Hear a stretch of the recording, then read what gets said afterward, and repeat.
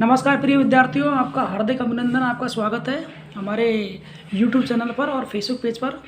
आज हम आपके लिए एक रीड के लिए साइकोलॉजी का पेपर लेकर आए। ओल्ड पेपर है जो बहुत ही आपके लिए लाभदायक होगा। शॉर्ट और क्रैश कोर्स है, एक आया हुआ पेपर है जिसमें आपके क्वेश्चन है 30, जिनको आप देख सकते हैं, सुन सकते हैं, नोट डाउन कर सकते हैं। तो देखिए क्वेश्चन है, बहुत अच्छा है।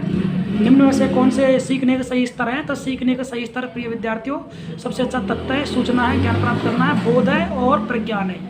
तो दोबारा सुन लीजिए, सीखने के सही स्तर कौन कौन से हैं? सीखने के सही स्तर हैं तथ्य, सूचना, ज्ञान प्राप्त करना है, बोध है और प्रज्ञान है। तो ये सीखने के स्तर हैं। अगला क्वेश्चन है, परिपक्वता इत्यादि से व्यवहार में उत्पन्न परिवर्तनों को अधिगम कहा जाता है। तो परिपक्वता इत्यादि व्यवहार में उत्पन्न परिवर्तनों को अधिगम कहा जा सकता नहीं।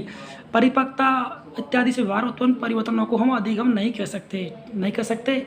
तो इसमें ऑप्शन था नहीं, हाँ, अनिश्चित, कभी नहीं। तो ये इसका राइट उत्तर होगा नहीं, क्योंकि परिपक्वता इत्यादि से व्यवहार में उत्पन्न परिवर्तनों को अधिगम कहा जाता है, इसको हम अधिगम नहीं कह सकते। इसका राइट आंसर होगा नहीं।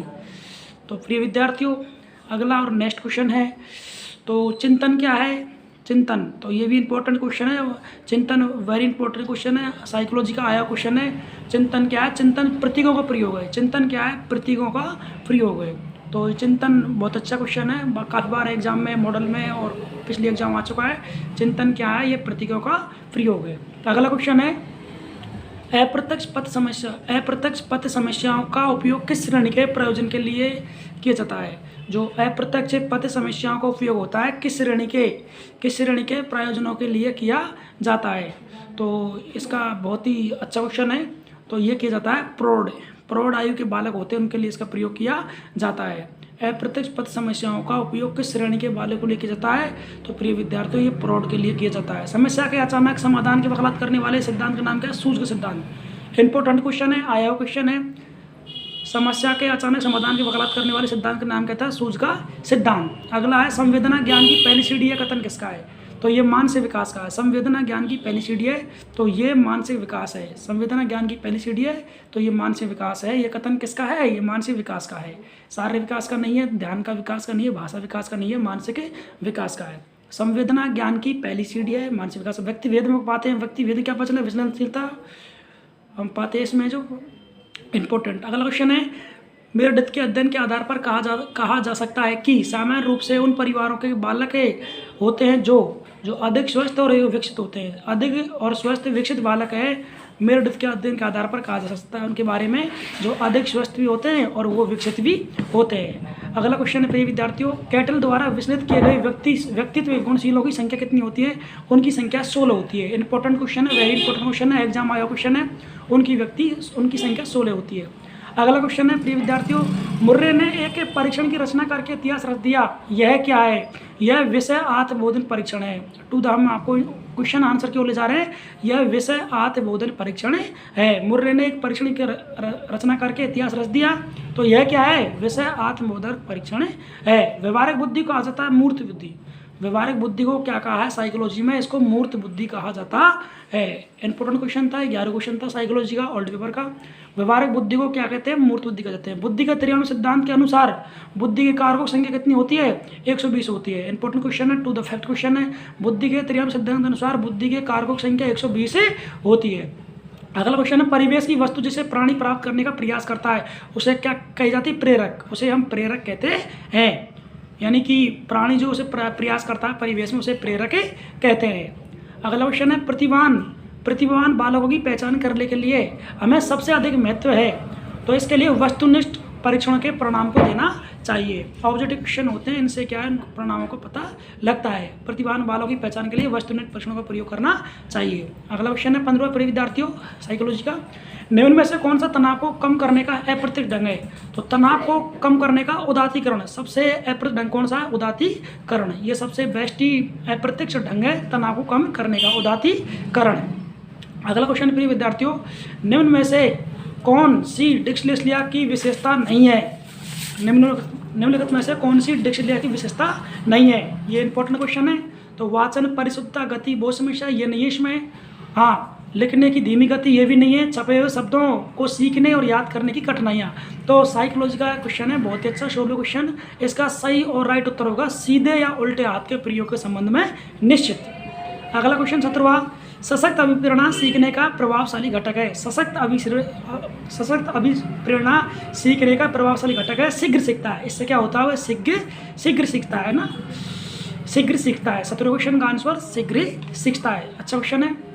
अगला क्वेश्चन 18वां, हस्तशिल्प की शिक्षा दी जानी चाहिए। 18वां क्वेश्चन साइकोलॉजी का, यह पिछड़े बालकों को देनी चाहिए। पिछड़े बालकों को शिक्षा दी जाती है। अगला क्वेश्चन 19वां, छात्रों में चोरी करने की आदत को कैसे दूर किया जा सकता है। तो जो विद्यार्थी चोरी करते हैं उनको सबसे बड़ा उदाहरण क्या है, उदाहरण देकर उनकी आदतों को दूर किया जा सकता है। बेस्ट उत्तर उसका यही होगा, उदाहरण देकर बच्चों को हम उनकी चोरी आदतों को दूर प्रयास कर सकते हैं। तो छात्रों में चोरी करने की आदतों को आप कैसे दूर कर सकते हैं, उदाहरण देकर उनको दूर कर सकते हैं। अगला क्वेश्चन 20वां, शिक्षा मनोविज्ञान का मॉडल पेपर चल रहा है हमारा, आपके लिए हेल्पफुल होगा। अनुसंधान जो सामाजिक समस्या से संबंधित होता है, अनुसंधान जो सामाजिक समस्या से संबंधित होता है तथा विद्यालय की जनशक्ति के द्वारा विद्यालय में क्रियात्मक सुधार संचालित किया जाता है, तो उसे कहते हैं क्रियात्मक अनुसंधान। तो उसे हम क्रियात्मक अनुसंधान कहते हैं। अनुसंधान जो सामाजिक समस्या से संबंधित होता है तथा विद्यालय की जनशक्ति के द्वारा विद्यालय में क्रियाकलापों के सुधार हेतु संचालन किया जाता है, तो उसे हम क्रियात्मक अनुसंधान कहते हैं। अगला है, उपलब्धि परीक्षण दिए जा सकते हैं। उपलब्धि परीक्षण दिए जा सकते हैं। तो इसमें ऑप्शन था 2 प्रकार, 4 प्रकार, 6 प्रकार, 3 प्रकार। तो इसमें बोनस अंक मिला है, इसका राइट उत्तर नहीं है। अगला था बालकों का 22 क्वेश्चन, बालकों का मुक्त एवं अनिवार्य शिक्षा का अधिकार अधिनियम। बालकों का मुक्त एवं अनिवार्य शिक्षा का अधिकार अधिनियम 2010 में लागू हुआ था। तो ये 1 अप्रैल 2010 से लागू हुआ था। और जो मूल कर्तव्य है 86वां संविधान संशोधन सन 2002 में जोड़ा गया है, जिसमें 11वां मूल कर्तव्य 6 से 14 वर्ष के बालकों को निःशुल्क अनिवार्य शिक्षा प्रदान की जाए, जो शिक्षा एजुकेशन संबंधित है। तो बालकों का मुक्त एवं अनिवार्य शिक्षा का अधिकार अधिनियम 1 अप्रैल सन 2010 से लागू किया गया था। अगला क्वेश्चन है इम्पोर्टेंट, NCF 2005 में कला शिक्षा को विद्यालय में जोड़ने का उद्देश्य क्या है। तो उसका उद्देश्य क्या था, सांस्कृतिक विरासत की प्रशंसा करना, सांस्कृतिक विरासत की प्रशंसा करना, छात्रों के व्यक्तित्व और मानसिक स्वास्थ्य को विकसित करना। सांस्कृतिक विरासत की प्रशंसा करना, छात्रों के मानसिक स्वास्थ्य को विकसित करना। तो NCF 2005 का कला शिक्षा का उद्देश्य ये था। अगला है, जब बालक की परीक्षा द्वारा मापी हुई योग्यताओं के सही मूल्यांकन में स्थायित्व होता है, तब उस परीक्षा को क्या कहते हैं, विश्वसनीयता। उस परीक्षा को विश्वसनीयता कहते हैं। उस परीक्षा को विश्वसनीयता कहते हैं। अगला है, योगात्मक मूल्यांकन में मापन की भूमिका सब सीखी हुई कुशलताओं को निष्पादन का एक अवलोकन करती है। तो यह है योगात्मक मूल्यांकन। इसका राइट उत्तर होगा 25वें का योगात्मक मूल्यांकन। प्रिय विद्यार्थियों, टेस्ट था मॉडल 30 क्वेश्चन है। अब हम 26 क्वेश्चन चल रहे हैं। मनुष्य जीवन का आरंभ मूलतः घटित होता है केवल एक कोष से। जायगोट, मनुष्य जीवन का प्रारंभ मूलतः घटित होता है केवल एक कोष के द्वारा होता है। इसका राइट उत्तर है। 27वें क्वेश्चन की ओर चलते हैं हम। शैशवावस्था की प्रमुख विशेषता है, नहीं है। शैशवावस्था की विशेषता नहीं है। इंपॉर्टेंट क्वेश्चन है, आता है शैशवावस्था में सा क्वेश्चन है जो। तो ये सारे विकास की तीव्रता है, दूसरों पर निर्भरता है, नैतिकता का होना, मानसिक विकास तीव्रता। तो नैतिकता, यानी कि शैशवावस्था में नैतिकता नहीं पाई जाती है। शैशवावस्था में बच्चों में यानी कि नैतिकता नहीं होती है। उनका मानसिक विकास होता है, शारीरिक विकास भी होता है, लेकिन उनमें नैतिकता नहीं पाई जाती है। तो ये इसका प्रिय विद्यार्थियों राइट उत्तर नहीं था। तो अगला प्रश्न है, शैशवावस्था की विशेषता, ये क्लियर होगा, नैतिकता का होना। ये इसका उत्तर नहीं था। अगला है, गामा के विकास से हमारा तात्पर्य मांसपेशियों के विकास से तथा पैरों के उचित उपयोग से है। तो शक्ति और गति से। इसका राइट उत्तर क्या होगा, शक्ति और गति से। शक्ति और गति इसका राइट उत्तर होगा। अगला 29वां क्वेश्चन है, 20वीं शताब्दी को बालक की शताब्दी कहा जाता है। 20वीं शताब्दी को बालक की शताब्दी कहा जाता है। यह परिभाषा किसने दी थी। तो प्रिय विद्यार्थियों, यह परिभाषा क्रो ने दी थी। 20वीं शताब्दी को बालक की शताब्दी कहा जाता है। तो किसने दी थी परिभाषा, ये क्रो ये साइकोलॉजी के व्यक्ति ने दी थी। और लास्ट अंतिम क्वेश्चन 30वां, इस अवस्था को मिथ्या और परिपक्वता का समय कहा जाता है। ऐसी कौन सी स्टेज है, अवस्था है बालक की, इस अवस्था को मिथ्या और परिपक्वता की समय या अवस्था कहा जाता है, तो इसका उत्तर होगा बाल्यावस्था।